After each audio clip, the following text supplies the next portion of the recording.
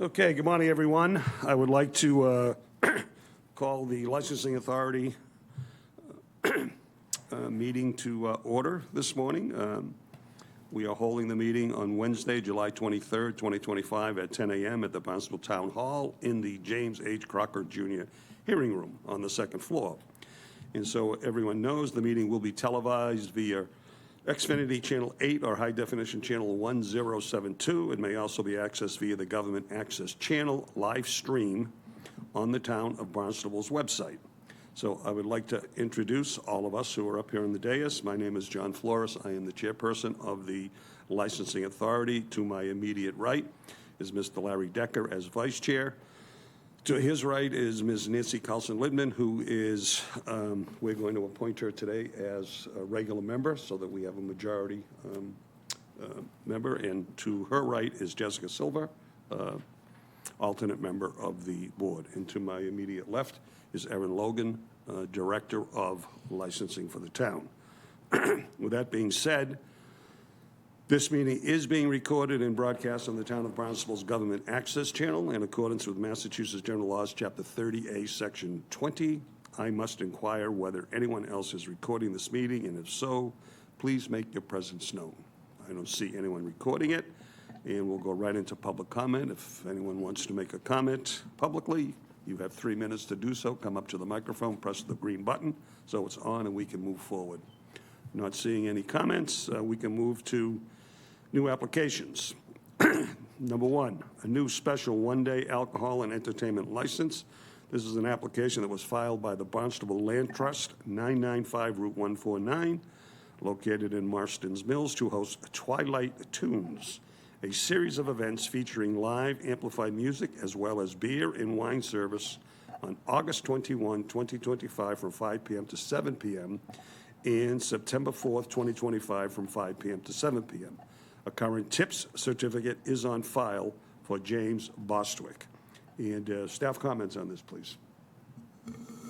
This is just a new application for Barnstable Land Trust. They've submitted all the required documents, and we have no concerns with this application.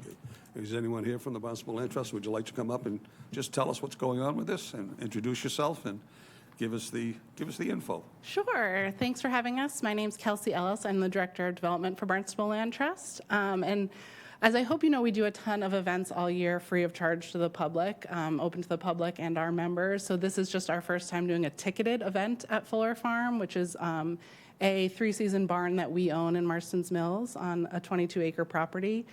So we're just looking to do about 25 people in our barn. The first event will be a duet from the Cape Cod Chamber Orchestra, and the second event, an acoustic guitarist. And it's just our first time sort of piloting a ticketed event, hence the application for the beer and wine license. Okay. Is there charges for each of these? Or? It'll be, a charge for a donation for the ticket. Oh, okay. Mm-hmm. Thank you. Any other questions or comments? Then I would entertain a motion. I move to approve the special one-day alcohol and entertainment license for Barnstable Land Trust as submitted. Second. Second. Any other discussion? All those in favor signify by saying aye. Aye. Opposed? That's a vote. Thank you so Congratulations. much. Hope it's a wonderful success. Thank you. Appreciate it. Okay, next, public hearings. Number one is the new seasonal common victualler hearing. It's an application that was filed by Boston Scoop. This says Boston Scoop. Is that right? Or is it just Boston Scoop? Scoop Shops. Scoop Shops. Okay. My agenda says Scoop. I said, that's kind of interesting. Okay. I'll go back then. There's an application filed by Boston Scoop Shop, doing business as Ben & Jerry's, located at 354 Main Street in Hyannis, for a new seasonal common victualler license. Indoor seating for 30. Proposed daily hours of operation will be 11 a.m. to 12 a.m. And comments from staff, please. As with the former application, we have a complete application. I think the only thing worthy of noting is the extension of hours from the previous owner, though we have no concerns with the time frame. It's certainly commiserate with other businesses on Great. Main Street. Thank you. Would you like to come up and introduce yourself and tell us a little bit about the flavors of the ice cream and what else is going on there? Thank you for having me. Is this on? I'm Jason Sweeney. Nice to meet all of you. I own 10 Ben & Jerry's stores around the Boston area mostly, so I have been in the system for a long time. I've been with Ben & Jerry's for over 30 years. I used to work for Ben & Jerry's in Vermont and had the opportunity to buy a couple stores in Boston. I've kind of been adding on. I've learned a lot and kind of been mentored by Mike Lyons, the previous owner, who's kind of a legend in the Ben & Jerry's system. Mike has owned the store for 38 years and is kind of stepping down to kind of focus on himself and his health. So very excited by this opportunity to kind of continue Mike's legacy here in Hyannis. We want to be very involved in the community, selling Ben & Jerry's and kind of supporting the local community. Great. Questions? Yes. This is, I noticed you're going to close at 12 a.m. Is this going to be a year-round thing during the winter months? You're still going to go? Right now, we're going to do seasonal this year, so we are planning to close around the end of October. Going forward, if we can, we'd like to try to stay open year-round, but for this year, it'll be staying open till October. Honestly, like most days, we're closing at 11, 11:30. We're kind of trying to figure it out. We just like the option of staying open to midnight if it's busy enough. So if that changes, you'd have to come back in front of us again in October? So he can come back really at any time before opening, and quite frankly, even if he opens with a seasonal, he could apply mid-season for an Well, annual. it's the closing that, Right, he if would he just- changes his closing time, Right, so we have a temporary permanent closure notice online. So usually at the end of the season, I like to email folks and just remind them to submit their closure. Typically, a seasonal license runs till January 15th, just so you're aware. So the licensing authority would need to be notified that you're closing prior to that date. Yep. thank you. Okay. Any other questions? Okay, I'll entertain a motion. I move to approve the seasonal common victular license for Boston Scoop Shops, DBA Ben & Jerry's, 354 Main Street, Hyannis, as submitted. And a second. Second. Okay, any other questions, issues, concerns? Not hearing any. We'll take a vote. All those in favor signify by saying aye. Aye. Aye. Opposed? That's a vote. Good luck. Hope you sell a lot of ice cream. Thank you very much. Appreciate it. Okay, next on the agenda is correspondence. Just a note, public note, a decision has been issued by the Alcohol Beverages Control Commission regarding the May 22nd, 2024 violation for sale or delivery of an alcoholic beverage to a person under 21 years of age for KSMP Enterprises, Inc., doing business as C Street Food Mart. They're the holder of a Section 15 wine and malt license. This decision is for our information only, requires no action. Is there a penalty that's coming down from the ABCC to C Street Food Mart because of this, that you're aware of? The ABCC decided to issue a warning on this Warning, case. okay. I do understand, because I attended both hearings, that there were 2 violations, so I am expecting the decision on the second violation to come shortly. But just, again, this is just for our purposes. Had there been a closure, the ABCC would come down and close the establishment themselves. Okay, next on the agenda is our consent agenda. It consists of repeat events with no known reported issues. I don't see Officer Kelsey here this morning relative to any police detail requirements. Erin, do you have any comments you'd like to make? I just, knowing past precedents here, I do believe we're going to require at least 1, if not 2, police details for Love Live Local. That depends on their security. Typically, they've been hiring their own security, so we only require 1 police detail. But I will have Officer Kelsey confirm that on the permit. So if we can just make a motion with a police detail. We'll be meeting before this anyway. This is September 28th. Correct, just for the Love Live Local event. What day is that? I just want to look at my calendar for a second. It's in September. Yeah, we'll actually be meeting the Wednesday before that. Wednesday, the 27th, this is the 28th, so we'll have him there anyway. But we'll include that in the motion. Any comments or questions regarding anything on the consent agenda? Okay, I'll entertain a motion. I move to approve the consent agenda as printed, with the exception of Love Live Local, to include Can we a hold that police- vote? Wait a minute. Sorry. Oh, thank you. Can- If you would be amenable, we can just take care of it now. Yes.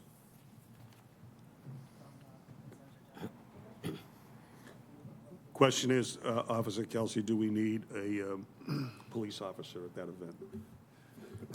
Historically, we've had 2 police officers for that event because it's town property, the number of people, and they're serving alcohol. There also has tended to be an issue with pedestrians in the roadway because of so many people. So the police officers have been in there to assist with that as well. Okay, so you're requesting 2, not 1? 2. 2, okay. So we'll hold off on, we'll recreate that motion in a minute. Any other issues with any of the other events? Maritime. The Hyannis Yacht Club, the Hyannis Film Festival, the Cape Cod Maritime Museum? Or the None at all. Kitsap Library, none? Nope. Okay, then I will entertain a new motion. Okay. I move to approve the consent agenda as printed, with the exception of Love Live Local, to require 2 police details for the event. Is there a second, please? Second. Any other discussion? Okay, not hearing any. I'll call for a vote. All those in favor signify by saying aye. Aye. Opposed? Okay, that is a vote. Next on our agenda are licensing authority and licensing program updates. I'll look to you, Director Logan, for any info you want to share with us. Great, thank you. This week, the Shake Shack was approved for the wine and malt license from the ABCC, so that license was issued yesterday. They anticipate opening next week.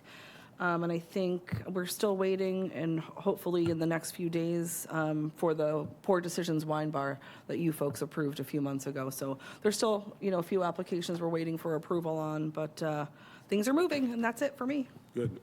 Officer Kelsey, any updates or any information from the police department?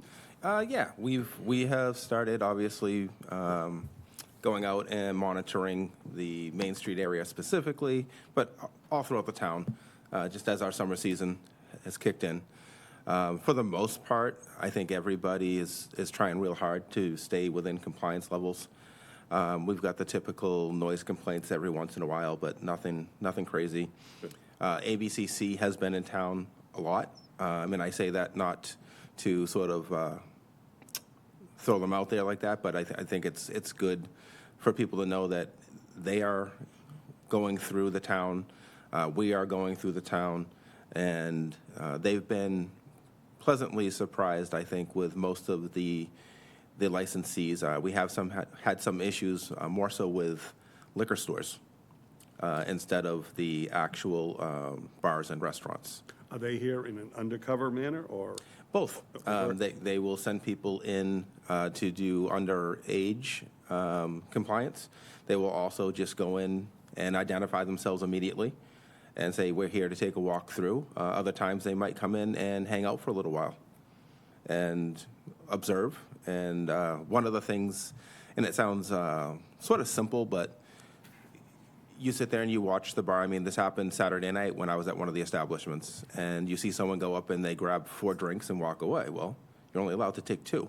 It doesn't seem like a big deal, but you know what? It's against the rules. Sure. The rule's a rule. Yeah.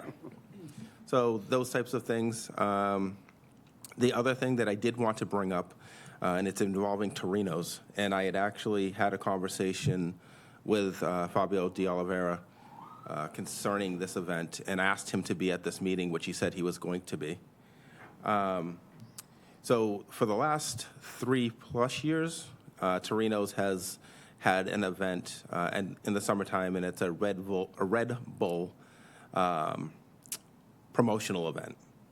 And this event requires them to use the town's sidewalk to park a very large Red Bull truck, which is pretty impressive, to be honest with you. And the truck comes with a DJ, and they play music from the truck instead of from the property in Torino's. That being said, it doesn't seem like a big deal, except for we have problems with this event every single year. When I first got involved with them concerning this event, they never asked for a town usage agreement to use the sidewalk. They never filed any paperwork with the licensing authority for an extension of premise for the entertainment. So then we go to the next year, and they file it 48 hours before the event, after they've been notified, hey, you didn't file anything for this event. And correct me, is it a 45-day notice that they need, or is it 30? It's 30 for the licensing authority, but I believe it could be upwards of 90 for a usage agreement. Okay, so, I mean, they were made well aware of it the first time. Second time they come in, and it's a 48-hour notice. So that time it got denied. This year, we go through the whole thing again. They did do the town usage agreement, and Erin had noted on the usage agreement on her sign-off that they needed to fill out an entertainment application because it's outside of their footprint. And they never did that. So I had another conversation with him. So I explained to him, I was like, we're not trying to stop your event. We're trying to get you to do it the right way and be in compliance. And I was like, this is like 3 years in a row, so I'm going to bring it up to the licensing authority, and there's going to be some consideration for next year, I believe. Not saying that they can't do it, not saying that they shouldn't do it, but if they're not going to do it the right way, I don't see why they should be given this extra leeway that they've been given for the last several years. Not by this authority, because it's never come in front of you. I was just going to say, it's never come before us Right. in any way, shape, or So, form. so I bring it up to you today so that you have knowledge of it. Okay. And next year, when it does come, I think it needs to be a standalone item. What is the date of this event coming up? It fluctuates from year to year. Sometimes it's in July, sometimes it's in August. I mean, and they don't have control over that either. Oh. That has to do with the Red Bull company, I believe. Okay, And their distributors. Who's the manager of record of Torino's? Who's the manager? Is that Fabio? Yeah, Fabio de Oliveira. So we should make sure Fabio knows, face to face, that you need the 90-day and then the 45 days, so that there's no question. Well, he absolutely was walked through that this year. Okay. His hand was held. And he admitted that he never looked, once he saw the application for the town usage agreement was approved, he never read the notes on it. So he's like, well, I didn't know I had to fill out an entertainment license. I'm like, well, you got to read your paperwork. So he's aware of that now, though? Yes. Okay. He is. I Okay, sent, well, if it becomes an issue, bring it before us, and we'll deal with it appropriately. Now, on the flip side of this, we did tell him that he could have the event and that we modified the hours that he wanted for public safety reasons. He wanted this to go till 10 o'clock at night. And with blocking the sidewalk to the extent that they were, I was uncomfortable with it being out there in the dark. So we basically gave him a window of 5 o'clock till sunset. We told him 8:45. He absolutely was in compliance with that. They were done by 8:40. The music levels, when I checked, were acceptable, and the music levels for the rest of the evening there were acceptable. So while I brought up the bad stuff, I also wanted to give you the good stuff. On that same note, is there a reason that did not come before us as the licensing authority? He never filed the application. So the town usage agreement does not come in front of the licensing authority, but the entertainment application would have. Okay, And he never filed that. okay. if I can just add to that. So when any member of the public applies for usage of town property, there are a plethora of regulatory divisions that sign off. Everything from ADA to the airport has a sign off. And those comments can be made public or just internal. And the comment that I had made was a public comment, which means when you go back and look at your application, you can see everything that staff have made public. And it's at the applicant's responsibility to check that, to make sure that they're in compliance.